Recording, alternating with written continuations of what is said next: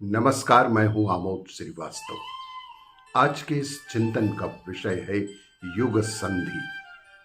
युग संधि की इस बेला में विस्मयकारी परिवर्तन अवश्यंभावी है। यह युग संधि की बेला है। परिवर्तन की घड़ियां सदा जटिल होती हैं।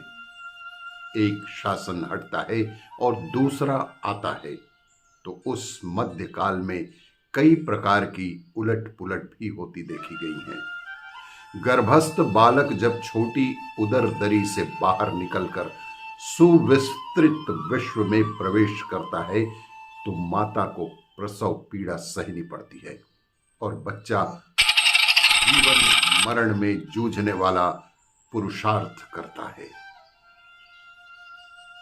प्रभात काल में पूर्व की घड़ियों में तमिस्त्रा चरम सीमा पर पहुंचती है। दीपक के बुझते समय बाती का उछलना फुदकना देखते ही बनता है। मरणासन्न की सांसें इतनी तेजी से चलती हैं कि मानो वह निरोग और बलिष्ठ बनने जा रहा है। चींटी के अंतिम दिन जब आते हैं, तब उसके पर उगने लगते हैं।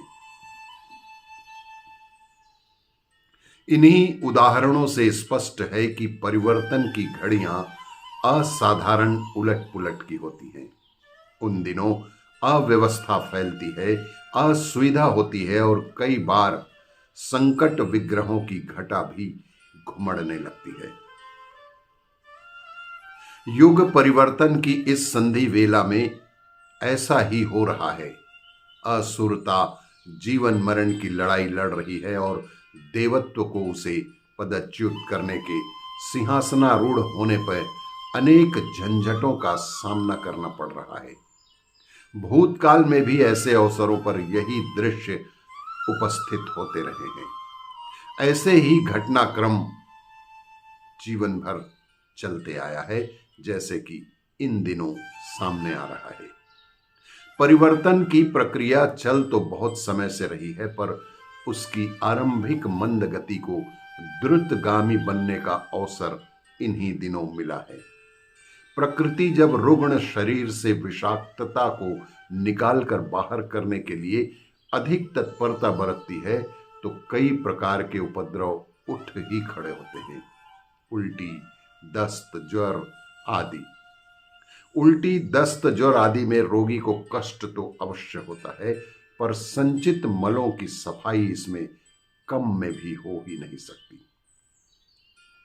रक्त में भरी विषाक्तता को भी फोड़ा फुंसी बनकर बाहर आने और मवाद बनकर विदा होते देखा है। देखने में यह अरुचिकर लगता है, पर चिकित्सक यही कहते हैं कि घबराने की कोई बात नहीं है। प्रकृति को अपना काम करने देना चाहिए। जो सफाई चिकित्सक मुद्दतों में नहीं कर सकते थे, वह उस उभार में कुछ ही दिनों में संपन्न हो जाएगा। विषमयता के निष्क्रमण में ऐसा होता भी है। सेना भागते भागते अपने क्षेत्र को नष्ट कर जाती है, ताकि शत्रु के हाथ कोई सुविधाजनक परिस्थिति ना लगे।